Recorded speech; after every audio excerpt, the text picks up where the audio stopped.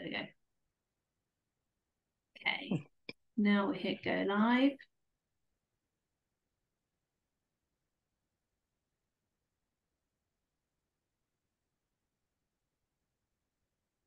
Share to the group, the Tavern.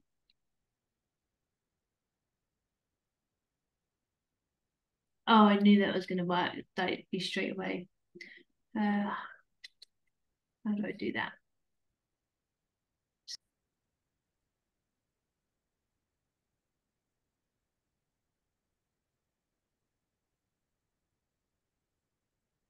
Still saying we don't have permission.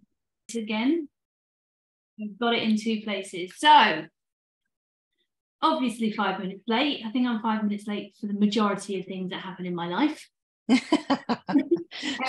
But as long as we get there, then it's all good. Yes. So I want everybody to not say hello because you're not necessarily here live, but this is Kim Serle. Actually, you're on that side, so I'm going to put that way. This is Kim Serle. I've respected Kim for a long time. She speaks a lot of sense. We've had quite a few chats, well, a couple of chats actually offline, where we've shared similar thoughts on things. Not exactly the same, but very similar. The difference between me and Kim is very experienced with this, very qualified to talk about things that affect your mind, all things that affect your mind, and that then go on to affect everything that you do in life.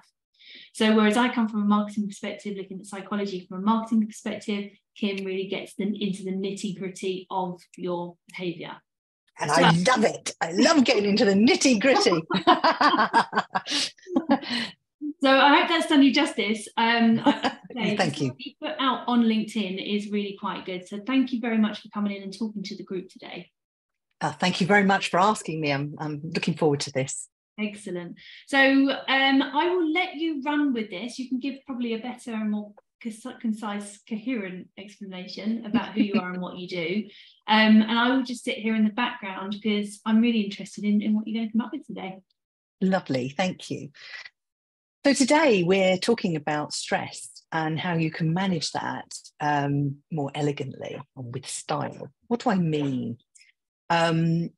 Very often when we're faced with stressful situations, we go into an automatic mode, which is not necessarily pretty. So today I want to help you start to make shifts and changes that will help you manage stress better. And with those of you who are prepared to go that bit further, maybe even clear it in certain circumstances. How amazing is that?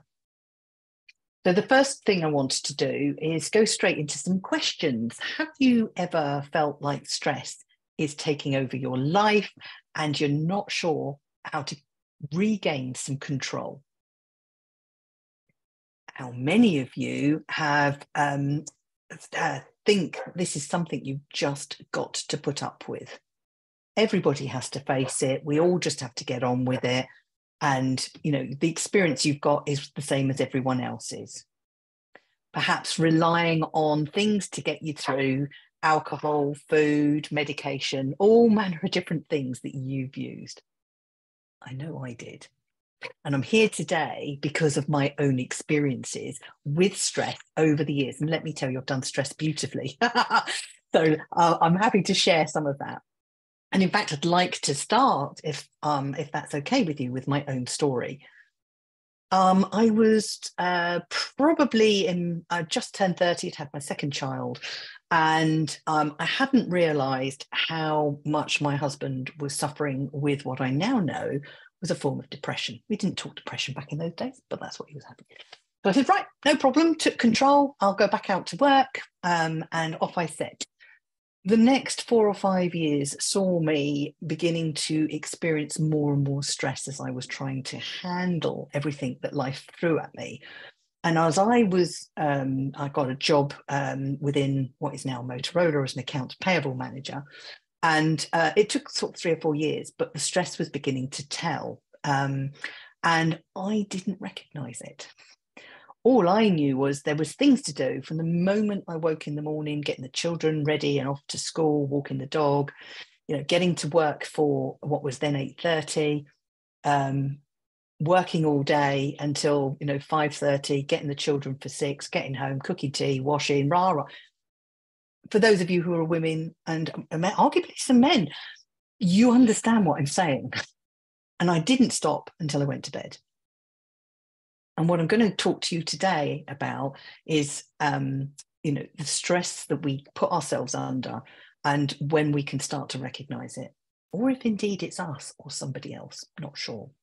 So the first thing I'd like you to do is to rate yourself as we start this call with your stress levels out of 10, with 0 not at all and 10 being right off the scale. In fact, you've gone to panic mode. It's right up there.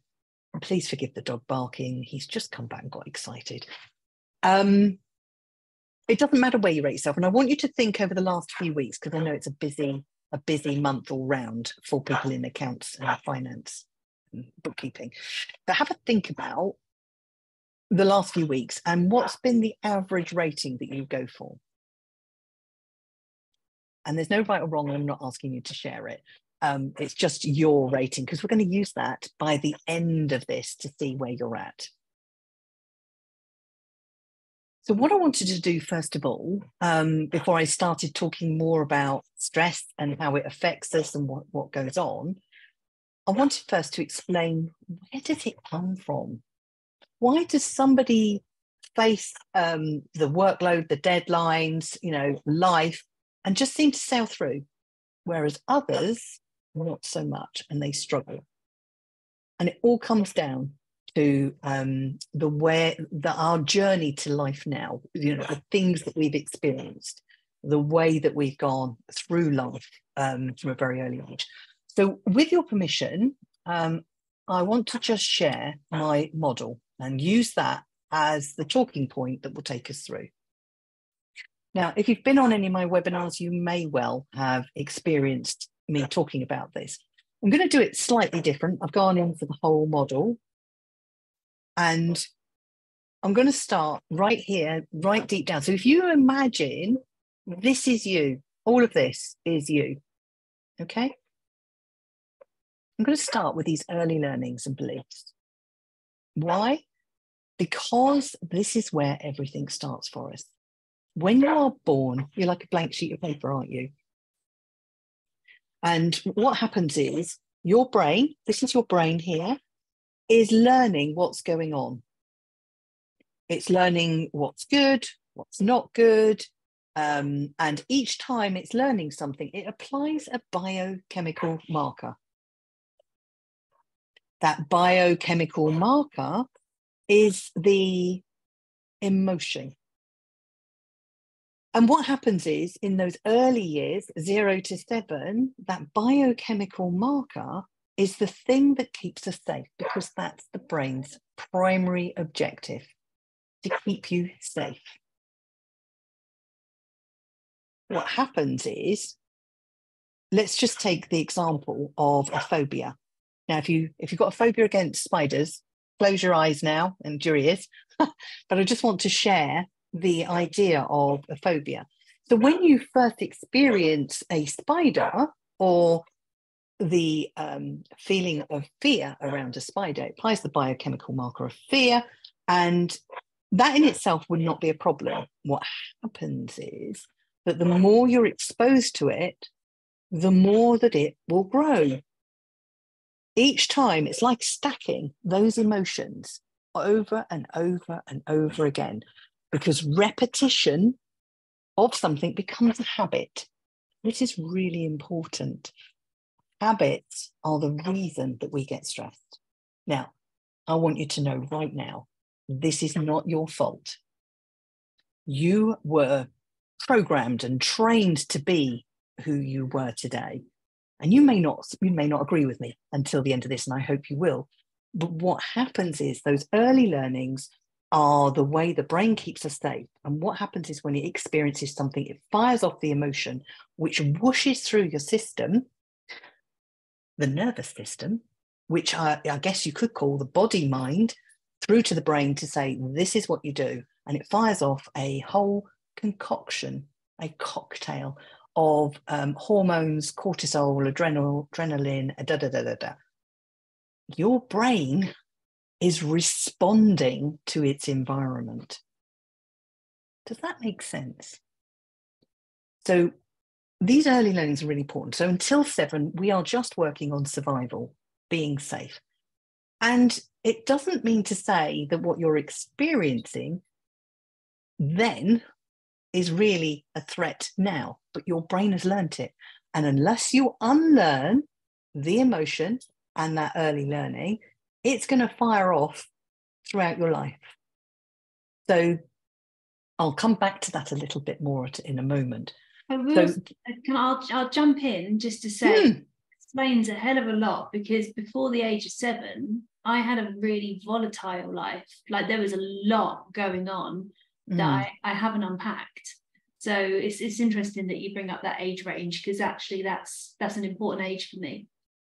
And it is for everybody, particularly those who do experience, and I'm going to say this nicely because guess what, me too, negative emotional problems now.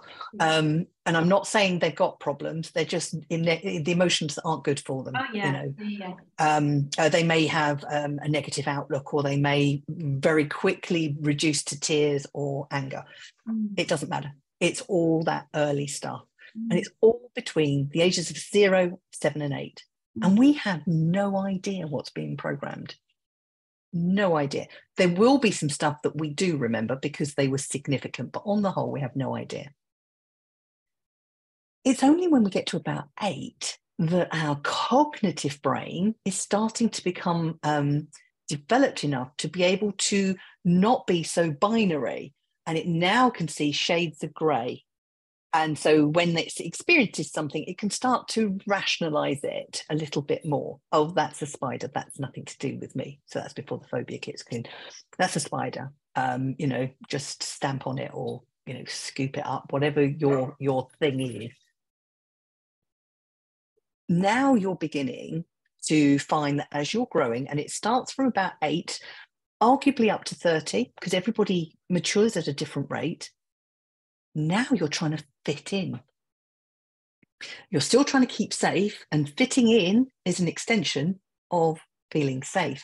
Because if you fit in, then the chances are you are safe because you're within a tribe of some sort, a group that works for you or not. And we're now starting to develop the behaviours in this period that are going to set us up for life. Another set of habits. So we are developing the thoughts of who we are. And let's face it, during our teen years, I often joke it's the whole sex, drug and rock and roll period in our life, because what we're doing is we are exploring who we are. And for some people, they're out there, experiencing life in its fullness. Yeah. And others are detached from it. They feel separate from it, not part of the crowd. Back in the 90s, it was probably the geeks, 90s and noughties, very much the geeks who were there. Does that make sense? Yeah. So it's really interesting. And we are developing patterns of thoughts and patterns of behavior that then become who we are. And here's the really important aspect. Our inner world, so all these elements create our experience. And we have no idea how much of what we do, think, feel, and believe about our world colours our experience to the degree that we may not be getting the things we want, or, in doing the things that we know we should be doing, and, experiencing the life that we deserve, because you've been programmed. You've been programmed by your parents or caregivers in the early years, probably teachers and siblings. God loves siblings. And then when you get that bit older, obviously school, college, university, work, and your social set is experiencing it all. And your experience then becomes what everybody's told you. And you have no idea, because it all seems so normal. Normal is such a dangerous word, isn't it? Like, isn't it? Is whatever it is to you. Yeah, it's it's your normal, not everybody else's normal, which is why you can walk into a party with a mate or a partner, and your experience of that party could be very, very different. It's the same party. Yeah.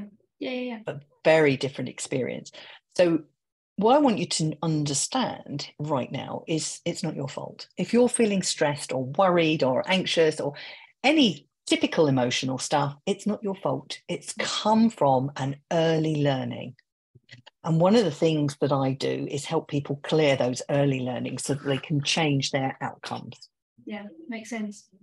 So by the end of today, if we don't have time, that's not a problem. I will be sending a link to Kelly to give you 3 techniques that you could do today that will really help you start shifting some of this. How amazing is that? Exactly. So what I wanted to do really now then was to start on some of the questions, and as I do, talk more about stress and what that looks like. So the first question I want you to start to think about. I'm just going to jump in for 1 second. There Please. are some people that have been watching live, so if you have questions throughout this, then just drop comments box. Yes. I do. And if you're just watching but you can't join in, then make sure you come to me for that download and we'll get that to you too. Yeah, please, if you've got questions as I go, please do, because it's really important that you get your questions answered. For me, stress is the perceived ability, or your perceived ability, to cope with what life is throwing at you. And the key word there is perceived, because now we understand that it's not necessarily real. It's because of something you're doing, something you're thinking, or something that you're feeling or believing about who you are. So when I think about my 30s, when I was really stressed off my face, you know, I was drinking tea 10 to the dozen. I've always been a tea drinker. I come from a family of tea drinkers. It was tea if somebody come round for, you know, to see you. It was tea if there was good news, tea if there was bad news. It was just constantly, the kettle was on. So one of the first things that I will be talking about is how can you think of a time when you were stressed? More recent is good, but you know, if there's a significant event, then let's go with that. And I want you to ask yourself, and I'm going to go through them, is how did you display stress? How did you express it? So as you write down your notes, let me just explain. While I was that 30s, one of the things I did was I drank tea, but I was suddenly drinking 6 mugs of tea by lunchtime. It was crazy. I would finish one and I'd go and get another one. That was the stress that was going on.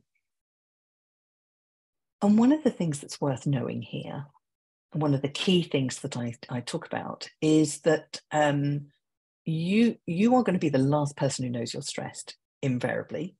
You may know and you may ignore it or park it, or, you know, I'll just get through this. But people around you will know.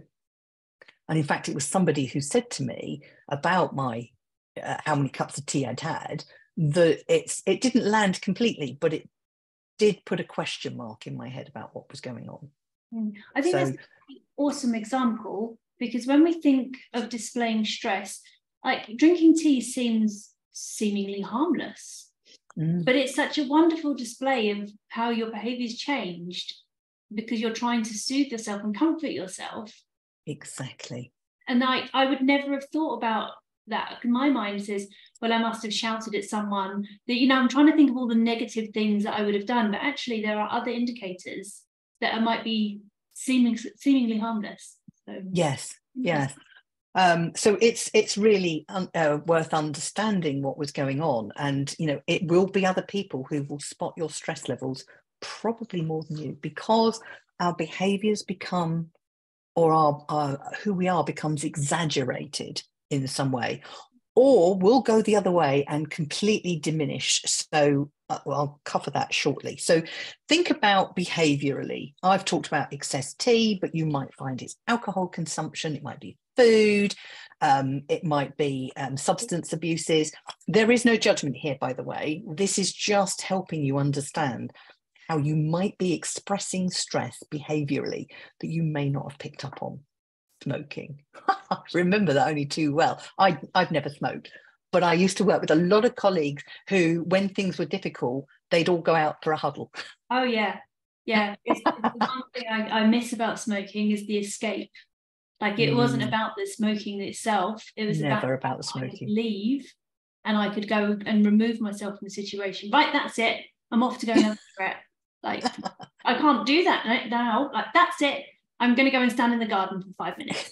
The same thing. If it works. But you're absolutely right. So other ones that you may not be quite so familiar with is excessive screen time. Now, obviously, that's coming from a procrastination point of view, but procrastination could be a signal of stress. It's not the only one, but it could be, where you've got something difficult to do, or you just need space. Because interestingly, what Kelly's just been talking about there is this idea that we need time and space to process what's going on, because that leads nicely into overworking and overcommitting, which will be coming from something much further down than you might realise. Well, behaviours, there's a whole raft of different ones. Those are just some to help you perhaps recognise what was going on. Physically, I know a lady who always exercised anyway, and the job was stressful, and she used to over-exercise, because it is possible to over-exercise. So she would go longer and harder, and it's not good, because, you know, your joints still need to have recovery time between those intense sessions. So just be aware if your exercising has become exaggerated. Not eating or drinking. And the amount of people who used to say, oh, when I get stressed, I just lose weight. And I'm just like, I put it on. Because that was me. And there's a whole biological something going on underneath that. But that is it. It's interesting, isn't it? Yeah. And also, it's very unfair. It's like, very why unfair. can't I be one of those people that don't eat when I get stressed? It's not fair at all, is it? Not sleeping. This is the biggest, I think, physical indicator, where you go to sleep at night and you wake up and you've got something on your mind, and then that's it. It's off. Crazy time. And that's a really good indicator that stress is going on. We haven't even got to what's causing you stress yet, although you probably know. But, you know, it's a really a good indicator that something is not working for you. Something is making you feel unsafe or unincluded. Making you feel unsafe. Minor coughs, colds, illnesses, accidents, you know, it's the body's way of saying, I need a rest. Because what people may not realise is being stressed is exhausting. The body is running this cocktail that it can do for a while, but not for long term. And it's running this cocktail, and we are not necessarily picking up the signs that says more vitamin C, more vitamin D, more vitamin B, better foods, better rest, better fluids. So just be aware, if that's the case, your immune system is beginning to tire under the weight of the cocktail that you are releasing into your body mentally. Hello. I'm only going to give you a few, and I am pretty sure you can come up with more. Overthinking. Oh, how many of us do overthink? I've talked about waking up in the middle of the night. Absolutely, that's what's going to happen. Your brain hasn't been able to process what's gone on during the day, or it's getting worried about things you haven't done. And when you close your eyes and go to sleep at night, it's got time to do just that. And then it'll be like, oh, don't forget this. And you'll wake up, and then off you go with your whole to-do list and things you've got outstanding. Ruminating. Something happens that is not good for you. I'm not saying it's bad, but it's just not good. Somebody says something, it can be just a sentence. It's just a throwaway comment. You know, oh, you're looking stressed. And it ruminates. What does she mean? What's he saying? Da, da, da, da. and you ruminate and you ponder it and you go over and over it, over what was said or done. Catastrophizing, this was mentioned earlier in the week when I did this. Yes, catastrophizing is actually the part of you that really doesn't feel safe. And what you're doing is the what ifs. You know, how do I sort that? How do I prevent that happening? Da, da, da, da. It can go off and it can just blow everything up as the unconscious is trying to keep you safe from something that may never happen. I mean, sometimes it can be quite ridiculous and you know cognitively that's ridiculous, but you're not feeling it. It's going on in your body mind. Can I ask a question about catastrophe?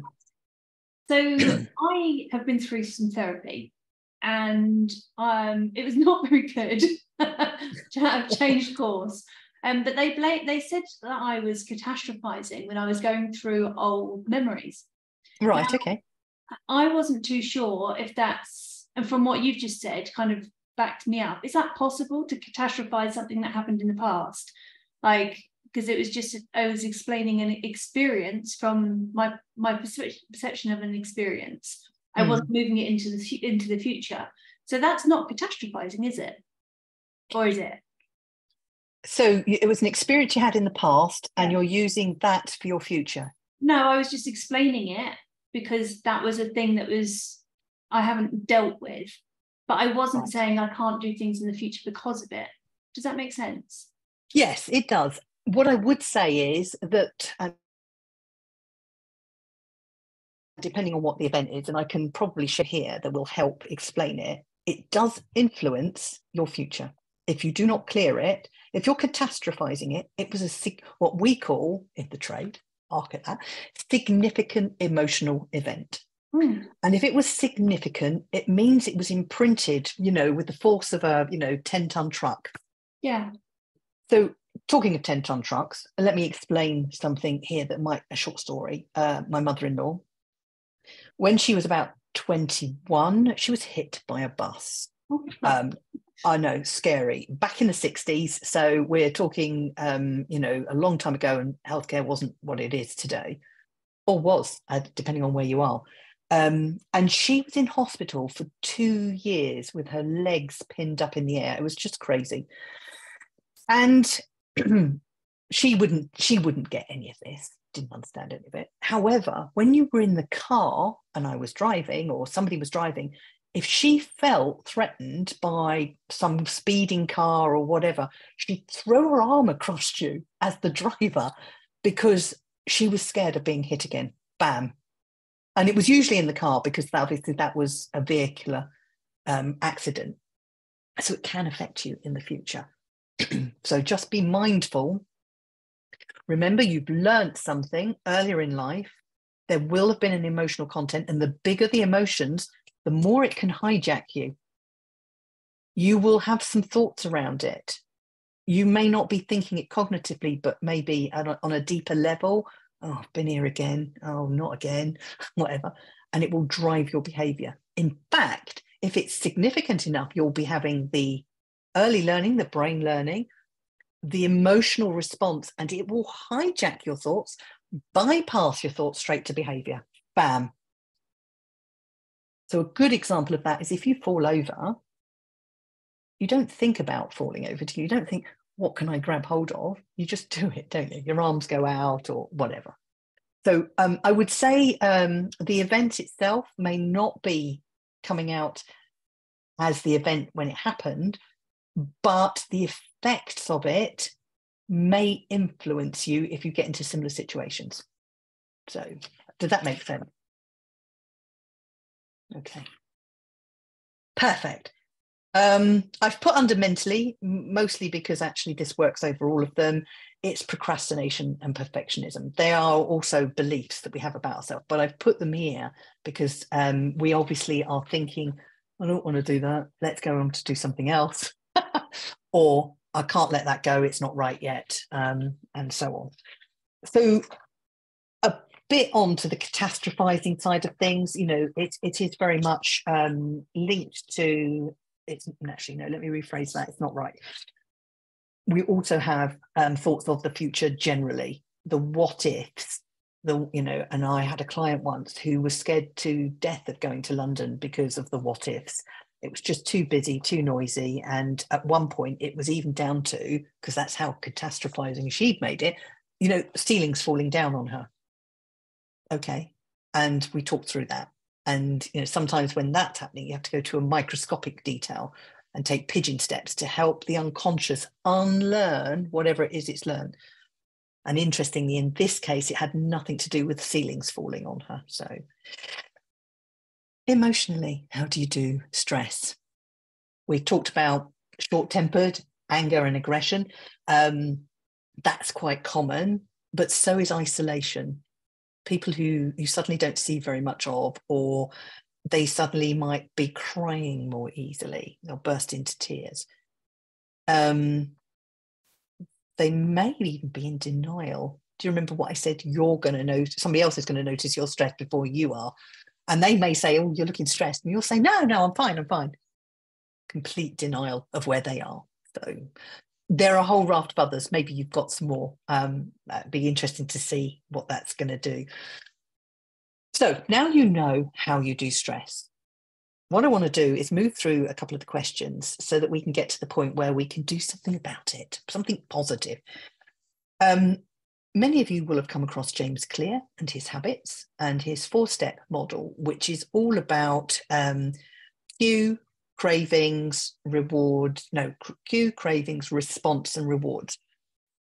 So the cue to that stressful time, go back to that memory. What was the trigger? Could have been a place, a person, an event, a situation. So with my mother-in-law, it was being in the car and fearing other cars hitting the car.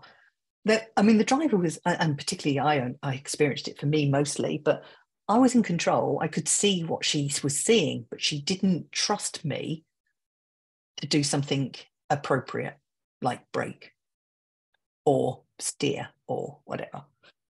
When I think about the tea, the cue was for me, I wasn't aware of it. I just want a cup of tea, because I think you said it nicely, Kelly. That's the comfort factor that I was going for. Absolutely. What's your cue or trigger? Recognizing triggers is really tough, isn't it? Like, it is. You have to be really mindful, and not everyone practices being mindful, so they go through life just getting to the next thing, to the next thing, to the next thing. Yeah. So I do it myself, and I practice mindfulness and I try my best, but I still see myself just charging through the day. Recognizing triggers is actually quite difficult. It is very difficult, and I've given some generic headings, but within that there's a load of different things within it. So let me just think of an example. Oh, here's one. When I was about 7 or 8, learning my times table, might have been more 8, and my dad used to just fire questions at me. What's your 7 times 8 and 9 times 6 and whatever, and I just used to freeze because it scared the bejesus out of me. He was quite a powerful character, and he did scare me anyway. And in all honesty, it's made life with numbers quite a challenge for me through my life. And it came out latterly, before I left Vodafone as a program manager. I was managing a big program, millions of dollars. And my program director rang me and he started talking these big numbers to me. And I'm like, I'm visual. I can't even see them. So it was just crazy. But what was going on there wasn't the fact that he was talking those numbers to me, although that was a problem, but it had stemmed from those early years of firing numbers at me. He just reminded me of my dad, sent me into almost an apoplectic state, bless him. It makes so much sense. Yeah, so it can carry on. But what I would suggest is it is about developing awareness. You may not get it the first time or the second time, but what if you get it at the third or fourth time? Because what happens is, if you ask yourself a question before you go to sleep at night, your unconscious will think about it. Now, hopefully not when you're stressed, because we don't want that at 3 o'clock in the morning, but you will find the answer coming to you. in those quiet moments, maybe when you're in the shower or driving the car, something will come to you to tell you what the triggers are.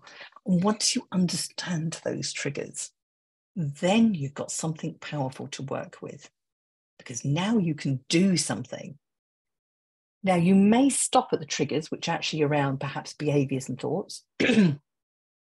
So if it's somebody who's a problem for you, you can just reduce your amount of exposure to them.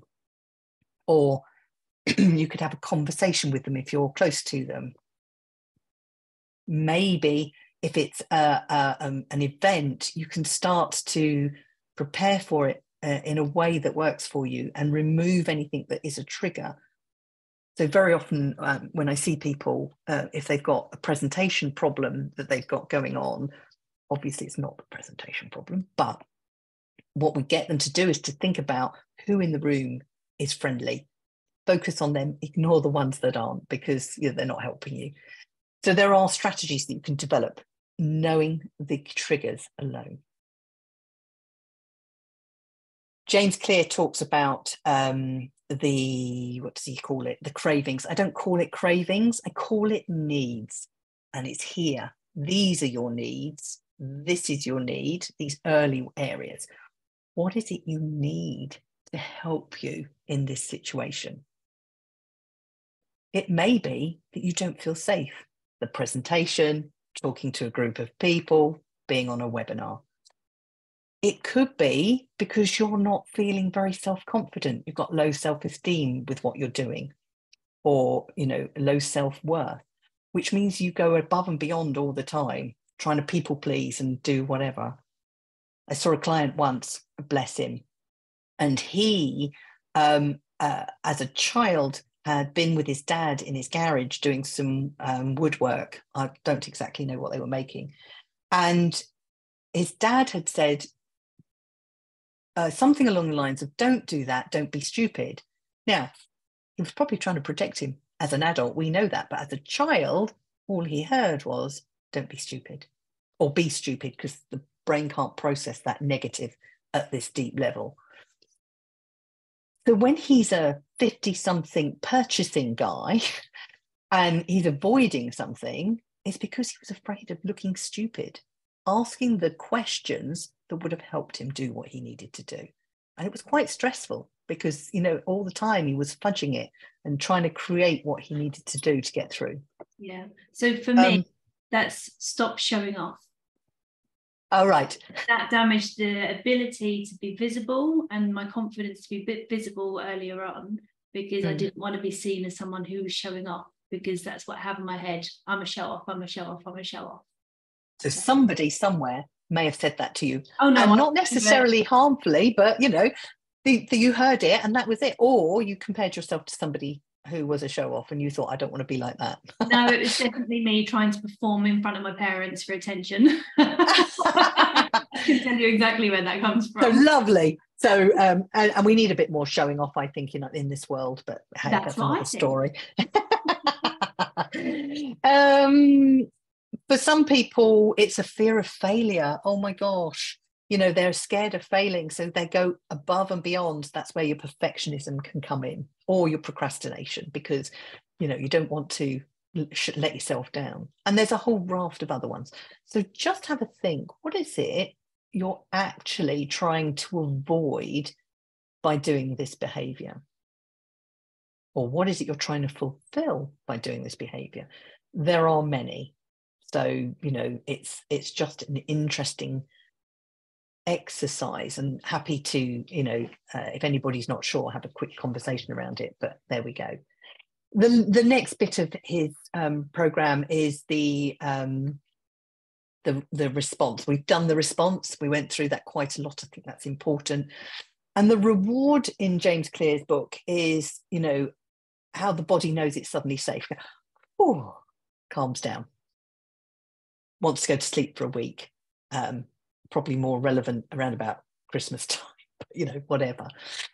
What I want to talk about is the reward that you can give for yourself, the reward of clearing what you can.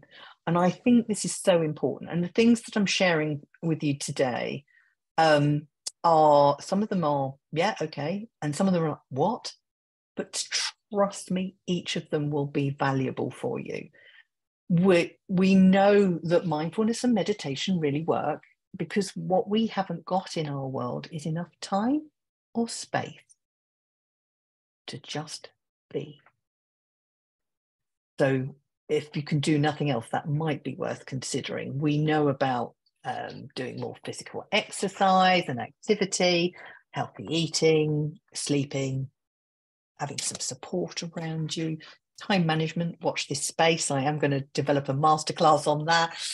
And it won't be your typical time management stuff, as you can see. Setting boundaries, that may not be quite so obvious, but it is key to making sure that you've got time and space. Stop saying yes. I think the setting boundaries thing comes with respecting your own time and your own being.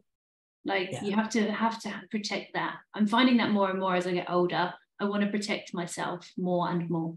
Yeah. And it means saying no more. And people may not like it, but actually they will begin to respect you more than when you just keep saying yes.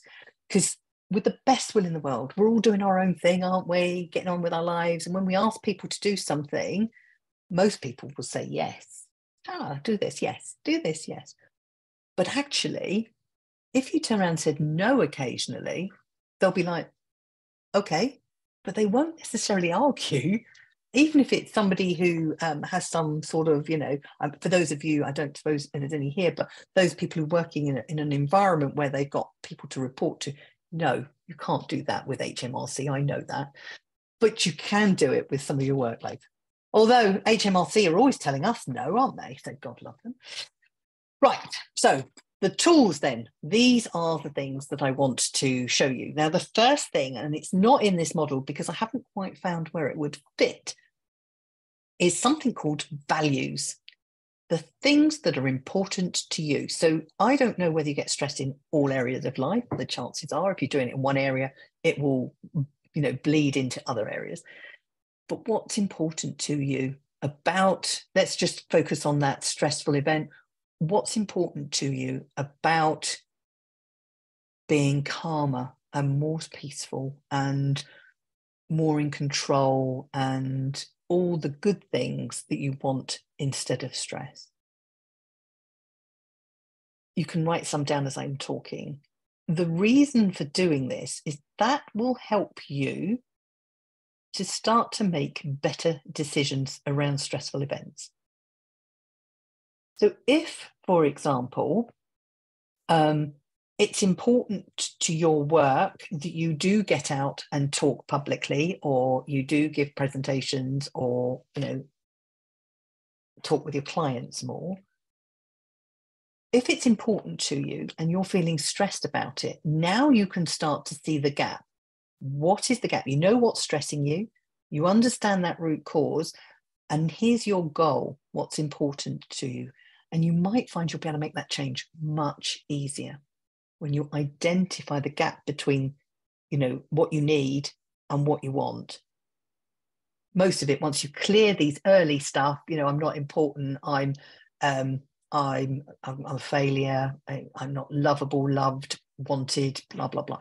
Clear those. It will clear the emotions when you see me. May when you see coaches as well, to be fair, but not all coaches. When you clear that, suddenly your thoughts are changing, your behavior is changing because your experience is changing. Does that make sense? So values and what is important to you is really useful to know, and not many people bother looking at that. We sort of think we know. I did this exercise once years ago, and I was in a job, I hated it. Hated it. I'd just gone back after being self-employed into project management, working for a company called Cable and Wireless. And I didn't like the travel, I didn't like the building, I didn't like the product, blah, blah, blah. And I went to see a lady who got me into training as a cognitive hypnotherapist. And she did this exercise on me. And she said, what's important to you about your work? Well, I want freedom, and I want flexibility, and I want every day to be different. And, I want working with people, and I can never remember what the fifth one is. And she said, and I had a complete 180-degree twist. That was my job. It had all those elements. How ridiculous. I had focused myself in completely the wrong place. And after that session, I was much better at work, much more engaged, much more enthused with what I was doing. How crazy is that? That is interesting. Trust me. So you already, just by recognizing what you valued, you saw that within the stuff that you was already doing, but because you hadn't gone through the process of recognizing what's important, it was almost hidden from you. Yes. That's incredible. It was. Absolutely incredible. And I that's what made me go down the cognitive therapy route, because I was like, oh my god, just by doing a quick exercise, bam, changed. And it could, from a values perspective, people talk about values all the time, and especially when it comes to marketing, and they get it wrong. Like they're like, what do we want to value, not what do we actually value. Like what do we want to stand for, not what do we actually stand for. And I think they're trying to look at it from a distanced marketing perspective and not a heart perspective. And thank you. That's it. It is a heart. The values sit in the heart. Yeah. I mean, I'm guessing it will probably be going somewhere between these two. So this 5-step might end up being a 6-step, and I'll put values in, but I haven't really sat and given time to it. But you're right. It's a heart thing. It's what's important to you, not the next accountant or your colleague, or what the profession is saying. It's what's important to you. You bring that to your day role. Can you imagine how much that would change what you do and how you turn up? Trust me, it will. So in the it's a basic workbook, but hey, it's got this in as an exercise, and you can do it for yourself. Identify your top 5. As I say, I've got 4. I can't remember what the 5th one was. It's too long ago. The second exercise. Now, I love this one, but it won't be for all of you. And it might not be for some of you. It might be for just 1 or 2. And it doesn't matter. But let me tell you, if you can get over the strangeness of it, the weirdness of it, it's very powerful. So it's called EFT, Emotional Freedom Technique. Yeah, you've heard of it. I've done sessions in this group on EFT. So occasionally awesome. Do a group tapping session. I was going to do it weekly, but I've decided not to do that. But we are doing it occasionally. Okay, so I won't go through, because this. Please do, because I'm not an EFT practitioner. I'm not. But I use it all the time. Exactly. Because it's nice to hear your perspective on it. So please do. Okay. So I use a guy called Brad Yates, Yates, on YouTube, and the reason for him, and I turn to him quite frequently if I'm stuck with something, particularly with a client or whatever, for the words to help me through. He does the negative stuff, stress, procrastination, la la la la la, but he also does the positive stuff. And that's the thing that I think sometimes EFT practitioners don't always take on, is this idea you can use it just for positive stuff. How amazing is that? He does it slightly differently, but I start at the top of my head, and you have an idea of what it is. They talk about an opening statement. You don't need to go there. Let's just go straight to the shortcut. I'm feeling stressed. In fact, if you're listening to this live, or when you listen to it afterwards, we had a number at the beginning that you started at. Let's start with this stress, of which I rated X, okay? And so you tap all this stress between the eyes, third eye, or however you want to sit between the eyebrows, all this stress. Just above the eyebrow, I'm feeling all this stress. And you can just look at your paper. All this stress. Causing me whatever it's causing you. Sleepless nights. Overeating.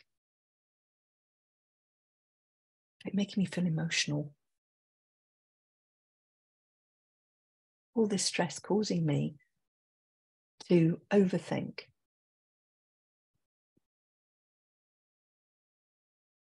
And I use the fingers. All this stress leading me to struggle to do my job properly because my thinking is elsewhere, because the emotions take it over. All this stress causing me, whatever it's causing you, all this stress. And I wonder, what would need to have to happen? So you've done all 5 fingers and then on the side to reduce this stress. We're going to do another round and just see what we see. On the top of my head, what needs to happen for me to let go of some of this stress right now? In between the eyebrows, this stress, letting it go. Whatever I can let go, I'm going to let go. Just above the eyebrow, inner eyebrow. Maybe something you've learned today, even if it's not resonated yet, maybe in the next day or so, I'll get some insight to my stress. On the side of the eye. Anything to help me take down the temperature of my stress. On the cheek, all this stress, beginning to let it go. Under the nose, allowing me to settle, even if just by 1 digit,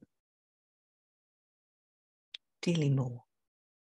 Under the chin, all this stress beginning to calm down, settle down, and just where the 2 bones are, I'm ready to let go. In the moment, right now. Fingers dropping down that number. Feeling like you can breathe again because you've got this time, this space.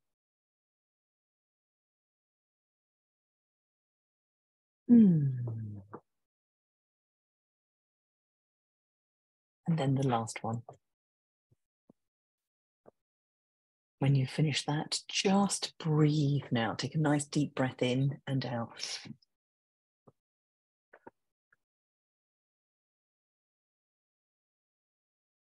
Okay. The people the watching wouldn't be able to see that I'm tapping along with you, but I really enjoy that practice. The hardest part of EFT for me was and probably still is recognizing when I need it. Yes. That's the hardest part. And that's what I'm trying to learn, like practice. Yeah. So just on that then, what you can do, a bit like we've done on the stress, what are the times when you think you need it most? And just start with those. I always need it when I'm doing, I don't know, my accounts. So I always need it when I'm month of end. Yeah. When I'm meeting with a new client. So you'll know typical triggers potentially, and you can just tap on those regardless, whether it's causing you a problem or not, just tap on those. Let me explain what's happening from my perspective. One of the things I didn't say earlier is that the body mind, so this deeper mind, our unconscious mind, as I call it, is taking all the information in from your environment 24/7, never stops, through your 5 senses. Your 5 senses are data gatherers, and they transfer this back to your nervous system, that deeper mind.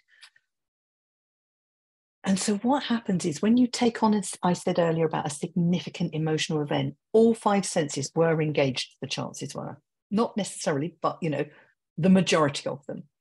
And so in order to counteract that early learning, you have got to be able to tackle the same senses and more. When you are doing this, I feel, because I got a bit hot there for a moment, I feel I've got a bit calmer. I've probably dropped a point or two, and I'm hoping your audience has. And the reason that works is because whilst you're tapping, physical art of tapping is the kinesthetic, and the body's like, or the body mind's like, what's going on? Clearly there's not much. It focuses its attention on there, and there's clearly not much going on. You are saying something either in your head or out loud, or thinking about what it is, because you don't have to say anything. You can just feel what you feel. If you're a feeler and that works for you, just feel it. It's fine. It'll still work. So that you're tapping into the emotional content, and you're auditorily hearing it inside your head. But if you say it out loud, it comes back in a different way and a different form. So you can hear it differently, subtly. Yeah, I really enjoyed the way that you phrase things. So it was kind of like you turned the heat up on it, first of all. So you recognized it, you turned the heat up on it, and then you allowed it to go. Yeah. That was a really nice phrase. Like I've the people that I've seen do it a slightly different way. Not that I'm like see loads of people, just I'm connected with a few people who do it.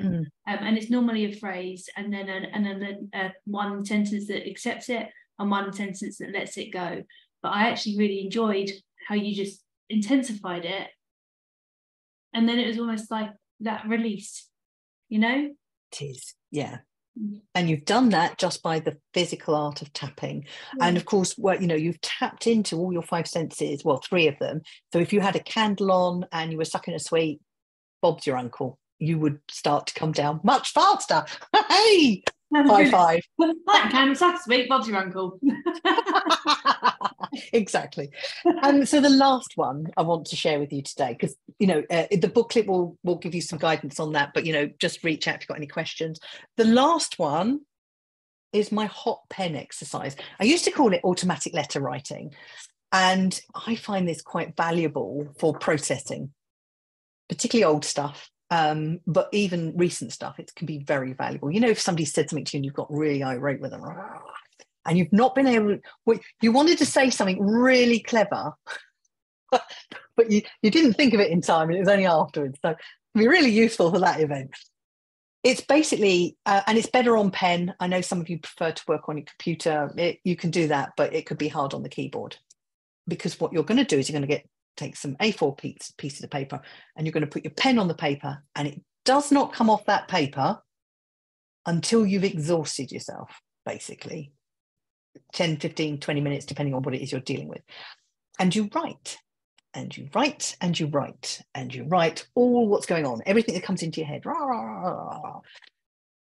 What you're doing at that point is downloading your cognitive stuff, the stuff that's in your front of your mind, and you're putting it all down on paper, but you're expressing emotion as you do it, particularly if it's something that gets you angry or sad. You might find yourself crying. When you come to the end of that and you've got nothing else to write, carry on. Write the last word, draw circles, whatever. Keep the pen moving on that paper. And it might take a minute or two, but you'll be surprised what might come up next. Now your deeper mind, your unconscious mind is starting to talk to you. It will come up with all sorts of things. Some of it will be rubbish. That's okay, write the rubbish. But in there somewhere will be a golden nugget for you. And the more you do this, it's like everything is, practice makes perfect. What you will find is you'll get to that faster. I can start writing now and I'm getting answers as I go. It's quite funny. I think the one I'm giving is where you write to the part of you that's causing the problem. It could be another person, so it could be a real person. So dear stress, every time there's and then I end up doing this, and you just keep going. And you may just find that you can clear some of the trapped emotions from these early events without having to do much more digging. When you finish writing, park it if you want for a day or two to reflect on it, maybe go back and visit it. But then I want you to get rid of it. burn it, shred it, put it in the bin, get it out of the house, the office, get rid of it. Because that's your way of letting the unconscious know, thanks, I've dealt with that. Sure. So I will let you all into a piece of my life. When I go into depression, and there's been a few times during my life, or when I'm just feeling like really low, I typically go to a journal. I don't do it in the positive times, which is weird. I only seem to capture the horrible stuff. But I was keeping these journals, and I'm talking about from when I was like 13 and a half, Adrian Mole style journal. Excellent. My boyfriend cheated on me and I was devastated, and I was writing all of these emotions in a journal. And then there's some more trickier bits from when I was older as well. But I clung on to these journals, and they were sitting there, and I had no idea how much they were holding me back just by being in this physical world. Yeah. So I totally agree with you. It helped me overcome, and I've written so much stuff to people and about myself, but it was the moment where I was like, I'm not going to hold on to these anymore. That was the powerful thing for me. And I was like, I've just let all of that go. It's gone. And it didn't have any hold over me. Well done. It's a really powerful exercise. People may undervalue it. I mean, as I say, you can do it on the computer, but you'd have to be careful with the emotions on your keyboard. It's not the same. It's not the same. And the ripping it up there's a therapy in that, or setting fire to it.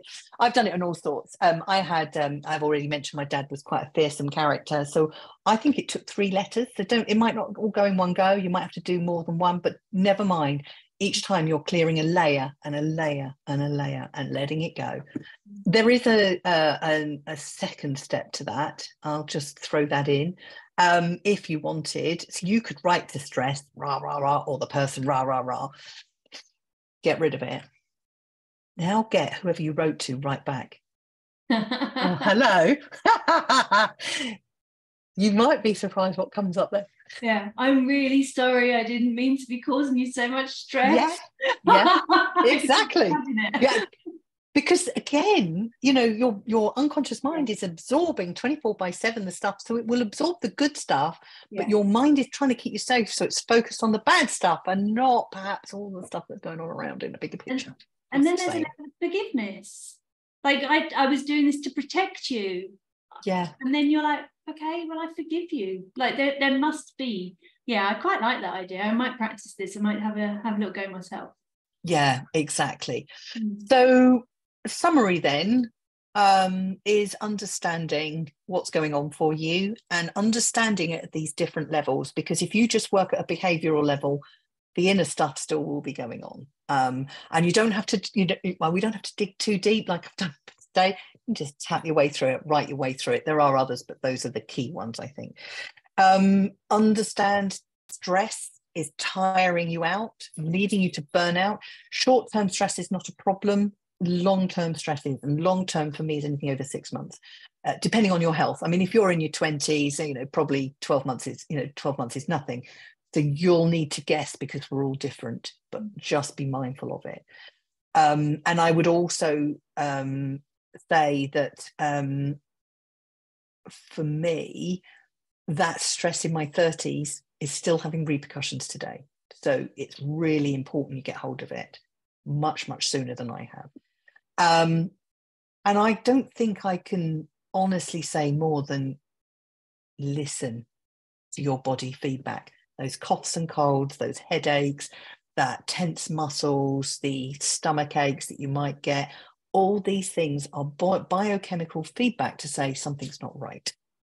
The more you listen, the more you'll learn. The more you learn, the more you'll change, the more that you will make sure that your external experience is getting better and better. And those things that used to be stressful, the smaller things, not so much.